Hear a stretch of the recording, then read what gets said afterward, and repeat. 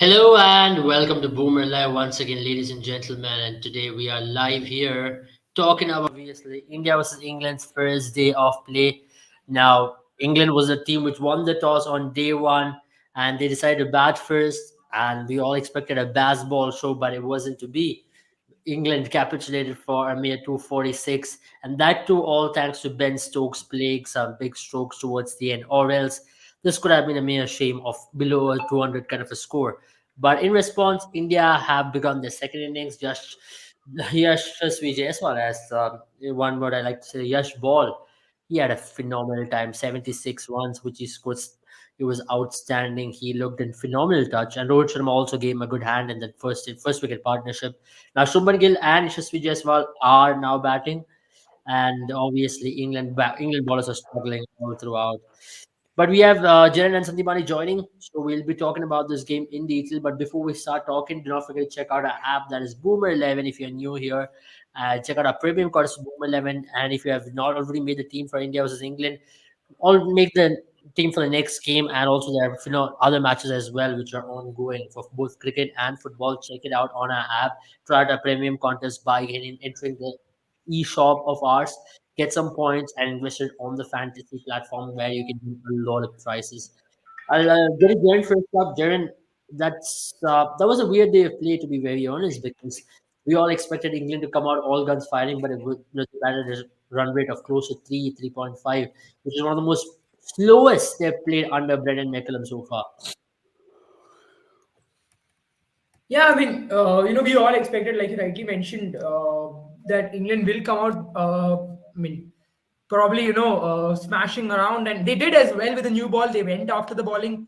They went after Indian bowling quickly again, especially against the Pacers. Even though that early wicket, even though they did not get an early wicket, what did happen afterwards is they lost wickets in clumps, and that really slowed them down. So, like I mentioned yesterday as well, that if England had gotten to 100 with just the loss of a wicket, you would have seen them go on and push forth from there on. But I think the moment those wickets fell in clumps, and you had all of a sudden Zach Crawley back, you had Ben Duckett back, you had Ollie Pope back.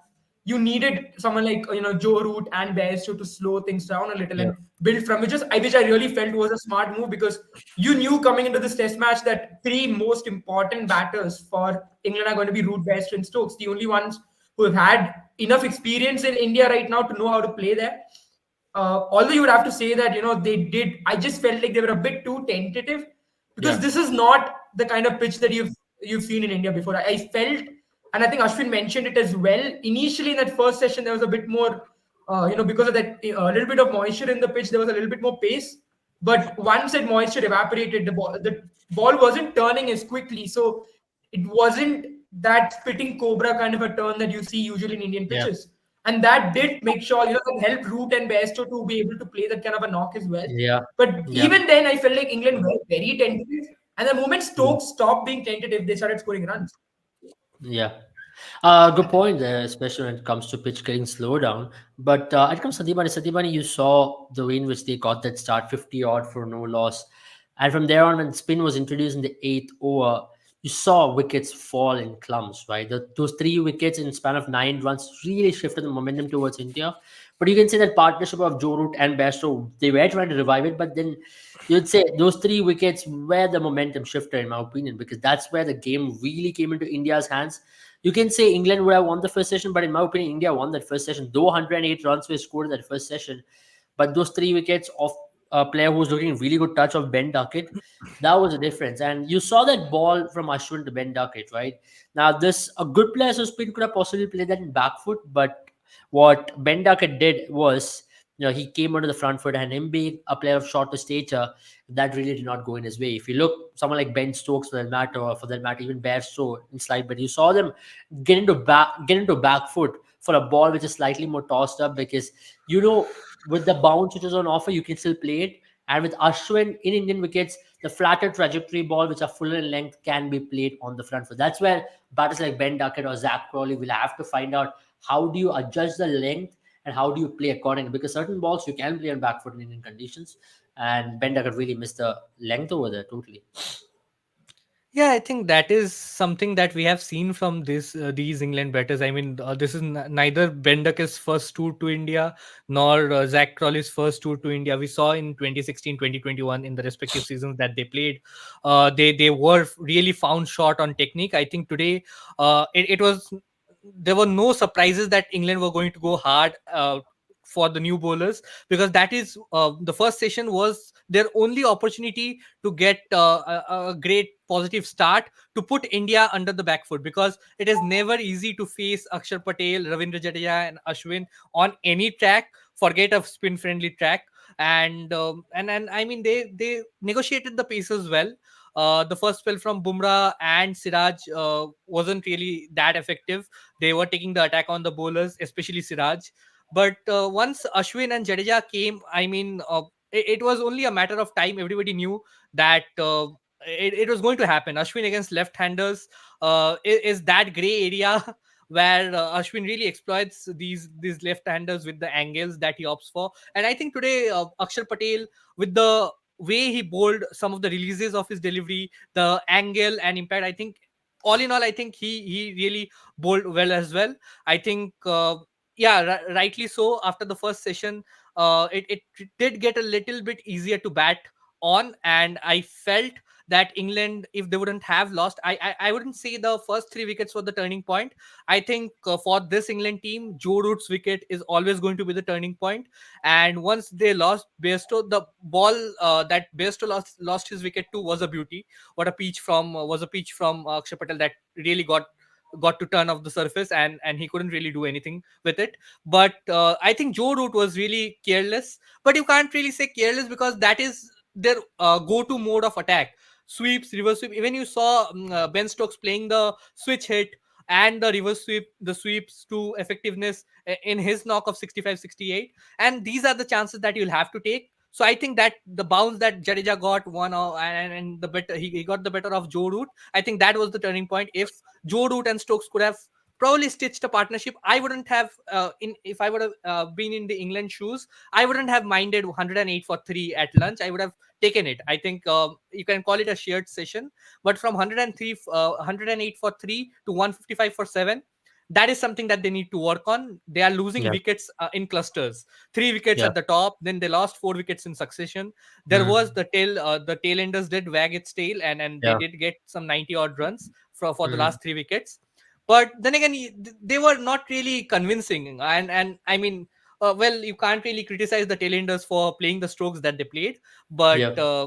I mean, it was not convincing.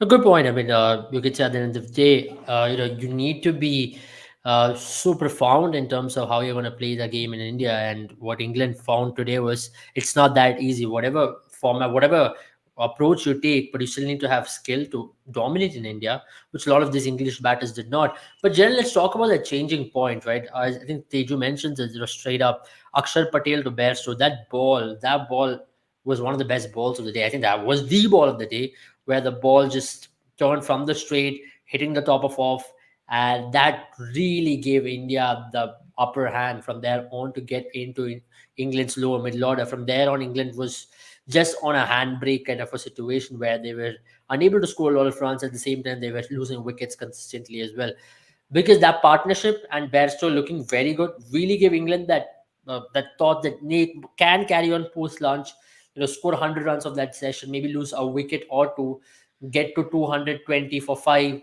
then from there on accelerate to 320, 350, which would have been a great score in on that wicket on day one at least, or a good first inning score. But Akshar Patel's that ball, I mean, what a Jaffa. He already got Bairstow's name on day one of the series, which he already had been continuing from 2021 series. Yeah, absolutely. And I think what really helped is I think it just felt like the kind of pitch where you have to slightly ball a little bit more flatter, because I felt like the balls that were being balled, which was being flighted, did get the turn, but obviously did not have the effectiveness because of that slowness of the turn that it comes from. So if you can, maybe, I'm not saying fire it in, and that's what England spinners tried, but rather, if you can keep the batter guessing at the pace of the ball, I still believe, if you ball it flat a trajectory, that ball's going to turn a little bit quicker. And if not turn a little bit quicker, it's going to be a little bit more potent. And That delivery came out of nowhere as well. I think that's the only delivery where you felt like there was something in the pitch which the batter should be worried about when it came to spin. Because every Yeah. other wicket you saw, I think the one that Ashwin got, the ones that Jadeja got, you felt like either it was a mistake that was induced, or it was a complete lack of skill, like you guys mentioned. Yeah. And I agree with what you raised initially as well when it came to Ben Duckett. I think the strength of most what do you say batters from the West, I mean not the West, rather from outside the Indian subcontinent, is to play spin on the back foot, and that's where you feel like Ben Duckett kind of went away from it. And again, the same mistake of prodding your front foot way too forward, already predetermining the way the ball's going to turn, that really hurt him. And you can't do that against Ashwin, and that's one of the things that really makes him the genius that he is. But aside from that, again, I think I agree with what Sandeep Mani said. I think both Stokes and Root falling quickly is the reason why England kind of struggled, because if either one of them had stayed and maybe had another partnership with Stokes, you Yeah. assume that another 50 runs would have been added to the total, and then Absolutely. 300 would have really put India under the pump. Yeah, I agree with you. But 300 would have looked like a very good total on that wicket. And on top of that, I'd like to also add to the fact that the shot which also Sandimani mentioned, that sweep which Joe Root played, right? I remember in Chennai in 2021 in the second test match, after Joe Root had scored that brilliant 200 in the second test when Akshar Patel came to ball, right? I think that was his test debut. That shot, he got out in that series at least twice playing that same shot, and again where he tries to sweep without adjudging the bounce. I think that's been an issue with Joe Root, isn't it, Sandipani? Where he wants to play the sweep, but at the same time he's unsure of the bounce, and that's been one of his nemesis as well. Though sweep is one of his strengths, he likes to play the reverse, he likes to play the conventional sweep, but at the same time in Indian wickets, on certain occasions where the ball tends to get that extra bit of overbounce, he falls for it quite often. Yeah, and that is a point in his game that I don't really approve of. I mean, who am I to approve of it? But he has been trying to play all these sweeps, reverse sweeps, and it just looks reckless on the outside. Because if you think about Joe Root, the conventional batter, I think he is one of the best out there. He has a very good zone. He plays really well in the V. But still, he opts for all these kind of shots, and these have come into action more. I mean, more frequently over the last 1 or 2 years. You have seen Joe Root try to play reverse sweeps, reverse scoops of fast bowlers. He's trying to reverse sweep fast bowlers, sweep, and play the switch hit as Yeah. well. I mean, it's okay to do it once in a while, but you expect a batter of his caliber to play the ball on the merit and not look to premeditate with shots like sweep and reverse sweep. That, I mean, more batters who are unable to read the ball off the hand should go for that sort of an approach. That is what we see from Sena country batters when they come to the subcontinent. They are unsure of what the ball is about to do once it pitches, so they play the sweeps and the reverse sweeps. But I think he is a way better technical batter than to fall for all these traps and go for these sweeps and reverse sweeps, premeditating it. So and Yeah, I that is agree. a point in his game that he has brought in the last 1 or 2 years, and I think he has done it and made that adjustment to fare better in the shorter format of the game. But it is also affecting his longer format of the game as well, so it's a Absolutely. concern. But let's go to India's batting. I mean, they scored 246, and last wicket, that ball from Bumrah to Ben Stokes was a peach in itself, because I mean, that ball deserves a lot more credit because that's one of the hardest balls to play. I think it hit one of the Yeah. cracks, seamed from Midland leg to Midland off. I it kind of reminded me of the ball where James Wins got in Perth. I remember in 2017 when Mitchell Stark had ball. But because Ben Stokes wanted to come down the track and wanted to swing the bat, it looked like an ordinary ball. Otherwise, I think that ball would have gotten any batter in the world out if you would have tried to defend that ball. And anyways, that the ball deserved a wicket and he got it rightfully. And that reaction from Ben Stokes' face said it all. But let's move to India's batting for that matter. How did you make of Yashasvi Jaiswal's approach? I mean, he came out swinging from the very first over. We took on Mark Wood in the first over, then comes Tom Hartley making his debut. First ball out of the park for six. And to take him on, that really sent out message that no, we're not here to defend and play. We are here to show what we can do on this pitch and put pressure on your debutant. Isn't it, Jill? Yeah, I mean, absolutely. I think it was the day of, we spoke about baseball, but today was the day of Yash ball. And absolute disrespect. So something interesting that I came across about Tom Hartley. Now, when he plays for his county team, something that Jared Kimber had done an analysis where he has never balled, or at least not balled enough with the new ball. And to throw him the new ball on his debut, I understand the idea. I mean, the intent. Obviously, you don't have another spinner. I mean, you don't have another pacer to ball, and Ben Stokes is having a chronic knee issue. You don't want him to ball in a test match and hurt himself and rule himself out for a very important test series. But now, obviously, you that meant you had to go with someone, and my bet would have been on Jack Leach. I think everyone was surprised with Tom Hartley. What really also surprised me is he's not really had that experience. Now, it's not like he's been an expert in bowling with a new ball. Now, obviously, part of that is also because you don't ball with the new ball as a spinner in county cricket, because that just is ridiculous idea where the new ball is going to help a seamer. But the fact that he's never done it, and the fact that Jack Leach has done it before in places like West Indies, was a bit of a surprise for me. And that's what Yashasvi Jaiswal as well picked up on. He knew that the left arm angle, he can go after the ball, and he threw him completely off the game. Also, you felt like he did not ball that badly. He just balled in the right areas. Just the fact that Yashasvi Jaiswal didn't allow him to settle down. And that's the thing with new ball, right? The biggest worry with the new ball for a spinner is that it does slip out of your hand. You don't get that grip. Even though the ball does turn, it does have its, it might drift a lot more because you're not able to get the grip on the ball. You need to settle. It takes you a lot longer to settle down as compared to maybe an older ball when you get a little bit more grip. Makes sense. And he did not give him the chance to settle down. And also, it means that India has now seized that opportunity. Now, it doesn't feel like England are the ones who opted to bat first. That advantage is gone because it 100% looks like India is going to get a very good lead, a healthy lead if things don't go well tomorrow. I mean, if things go well tomorrow. And obviously, Yashasvi Jaiswal will be hoping to continue from where he left off. Yeah. But I think the middle order will about- be tested. I feel honestly the middle order is going to be tested because you have the likes of Shreyas Iyer, KL Rahul, I who still have. think not against this bowling attack, because this bowling attack looks extremely weak in my opinion. Yeah, I whatever mean, they're gonna it do- looks weak on the paper as well. This is what we were mentioning yesterday, right? The talk was all about how is the baseball going to fare against the Indian spinners, but then you have to compare Ashwin, Jadeja, and Akshar Patel to the spin. Yeah, exactly. department And that if you England look at have. India's batting as well, we're batting number 9. Let's not discount an Ashwin's batting ability as who's going to come at number. Akshar Patel has an average of 36, more than Shubman Gill at this point, and that lad can bat really well as well. So I personally think India can get a good 100, 150 run lead and settle the match right there. England lost an opportunity, in my opinion, winning the toss, batting first would have been good. But coming to the bowling part of it, which Jaren was mentioning, I thought no, it was just the faith in the captain to give Tom Hartley the fourth over till the sixth over, but I think that was a little bit of reckless move as well. Ben No, I Stokes think it needs was to careless. understand. I I think Ben Stokes needs to was also just understand when to deploy what bowler and what exactly. fields to set. Now, Ben Stokes wanted to be over aggressive, so he set ultra aggressive fields. But in India, if you look how Rohit Sharma captain today, it was more like a semi-defensive field, right? Right. He had a cover, a catch and cover there.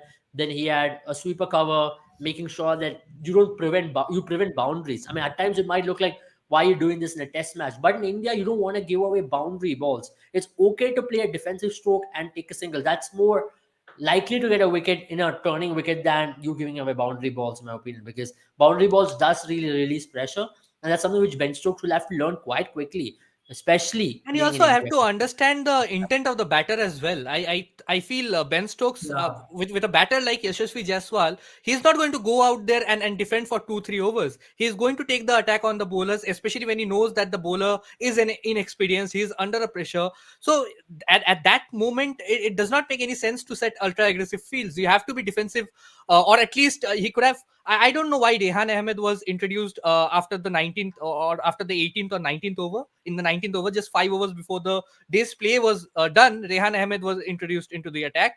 That was, I think, a reckless move from him. And also continuing with Hartley for 9 overs, I understand that he was following that sort of a captaincy. If I remember correctly, in a prior, I think 2021 tour itself, Rishabh Pant was really taking the attack on Jack Leach in the first 5 to 6 overs. He was traveling at 10 runs per over in the first 5 to 7 overs that he bowled. But once he picked up that one wicket, he gained confidence. And then he started to really have an impact in the game. And in the second innings, he was a key player for them. and they Hmm. eventually went on to win that game. But you So I think mentioned I Rishabh Pant. I think Yashasvi is doing something which we are missing out of Rishabh exactly Pant, right?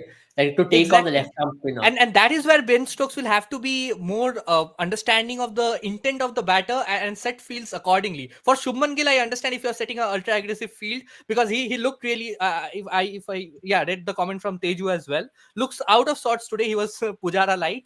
I won't say that, but I feel he was really nervous early on because you have to understand that he did not have. Very good tours in West Indies. He had a horrible tour in West Indies and South Africa. So he is feeling the pressure. He knows that these probably two innings because if India do go on to dominate in the first two tests, he'll just get those two opportunities batting at number three. So he just has these two innings to make a mark and a mark good enough to keep himself in the 11 once Kohli is back to retain Yeah. his number three position. So I think he was under a lot of pressure. Setting a attacking field against him justifies still has some justification, but yeah, on the hindsight you can you would I feel think for that Gill at this point, the best way for him to come out and scoring runs is play positively. I mean, take exactly. the attack on. I mean, it doesn't matter. I mean, that's where team management comes into play. And I think Maybe he looked a Rahul lot more Dravid was, comfortable after the first initial 27, 28 deliveries. I think he was some 4 or 5 in 28, 29 deliveries. yeah, And then he's 13 of 44. So he has scored the last 7, 8 runs of 13, 14. He was yeah. taking advantage of some of the half volleys and loose full tosses that he was getting from Rihan Ahmed towards the later end of the game. But then again, I feel what England were really missing was Shoaib Bashir because I think a lot of talk in the town regarding why Shoaib Bashir was not there, and I think just it was justified. The visa is the reason why England are, I mean, chasing the Yeah. game. Yeah, absolutely. Nothing else. I mean, at least I thought today they'll come out blaming the pitch, but they couldn't deploy baseball, and India played at that rate. So at this point, they're out of words to Visa. really describe how things have gone against them because we all expected England to play this way, but India decided, you know what, let's just end this. We are going to play that way. Thanks for all the bias. But if you remember, actually, India have been playing this way since West Indies series. They have decided to take this aggressive approach in South Africa as well. We look like idiots playing like that as well at times, but let's be honest, India But you have to are understand that these sort developing of their pitches, the own. pitches that are getting prepared, say in South Africa or India, you won't survive if you look to play like Pujara. If you look to play 60, 70 balls, because there will be one delivery in say 5 or 10 overs that is going to get you. So Yeah. it's better to have this aggressive I mean, intent if you because look, most of even the games are Virat getting over Kohli, in for two that ways. matter, in South Africa, decided to take a very aggressive approach and play. So I think that's how India wants to play. India wants to play aggressively in all three formats.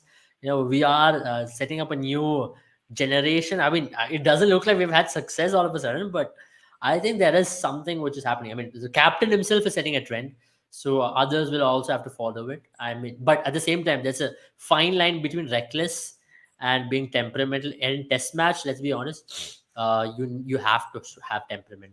I mean, if you But have temperament, here if you is have the skill, you difference. obviously. No, here is the difference, Abel. If you can call Yashasvi Jaiswal if he gets out trying to play an aggressive shot, you can call that you can't call it reckless because that is his natural game to Yeah. attack. But in a similar way, if Joe Root, their main anchor batter, tries to go after the delivery and gets out in a reckless manner, then you can call it reckless because the team is dependent on him and the team does not expect him to play at that sort of a pace. But on the other hand, Yashasvi Jaiswal, the Indian team, the message is clear that they want him to go out there and take the attack on the bowlers. They have players like KL Rahul who is going to come out there and take some time unless he's playing with the tailenders to have that formative Mm, sort of a game where he can yeah. look out and play some 40, Yeah. 50 balls, get himself in and then attack. Absolutely. I think that's about it from us. I mean, we've had a good 25 minute long chat, and we'll be back tomorrow. Obviously, it's a moving day, as we mentioned yesterday. We'll be back on day two, uh, as the game will proceed, I believe, on day two and day three as well. It'll go on to day three I think we as should do of now. predictor, score Yeah, predictor. I think India will score 350 plus, in my opinion. 350 to 400 is what India will score. What about you guys? I'll Level let India. Cherin go Yeah, first. I think I might sound like I'm copying what Abel said, but I think that's what was going to be my answer as well. But I think 353 or 400. 350. Because this bowling attack does look mistless. I wouldn't be surprised if they go beyond it. But at this point in time, I genuinely feel they're gonna miss James Anderson Yeah. a lot. Yeah, trust me. Yes, A they're lot. going to miss Probably James this Stuart Anderson. Broad. No, I mean, I not know Stuart Stuart Broad is Broad, not but available, but the reason especially, I say Stuart Broad. No, I'll tell you yeah, reason, I'll Abel, just why give a I'll tell you comparison Stuart with Broad the is. Australian bowling So one attack, which thing has Stuart come Broad earlier, right? did. Yeah, the one that Shudbroad did in Asian conditions was not try to swing the ball, but try to cut the ball, and that's what Bumrah did and got success today. And I think they would have. I mean, if you look at the ballers they have, They wouldn't have had an issue with Stuart Broad doing the same thing Yeah, in these Test matches. absolutely. I mean, that's about it from us for tonight. Then I mean, we'll be Is back Sandeep tomorrow. didn't predict this? No, Sandeep Ali, I We think can't let him I'll escape. I think India will Sandeep Ali score can something around predict 300 to England's second 320. innings score tomorrow. Yeah. I'll predict England's second innings score tomorrow. That's if and when England bats till tomorrow, I day think after Ashwin tomorrow. will pick up 6 wickets. That is what I think in the second innings. Okay, that means he'll get to 500 wickets rather very quickly. 499, 499. 499. He'll get if he picks up seven. That's good. Yeah, he picked up three today. Sorry. So either ways, we'll be back tomorrow in the evening talking about this game in depth. Hopefully, the game goes to day three, and we'll have a lot more to talk about tomorrow and day after tomorrow. I don't want the game to be ending in 3 days and wait for two random days and hope for the next test match starting soon. So let's just have a good test match at the end of the day rather than having those 3 day, 2.5 day test matches. But England doesn't want us to do all this. Basketball is all about finishing the game off quickly, and they've decided to do that by getting all out quite quickly as well. See you all tomorrow. Good night, all of you. Do not forget to check out our app once again, guys. Check out all the games are available right now. Check out our premium contest. The link is down in the description. You can have a great time playing fantasy contests on Boom 11 and check out our predictor feature as well, where you can predict and win a lot of prizes. Have a good night, all of you. See you all very soon. Bye bye.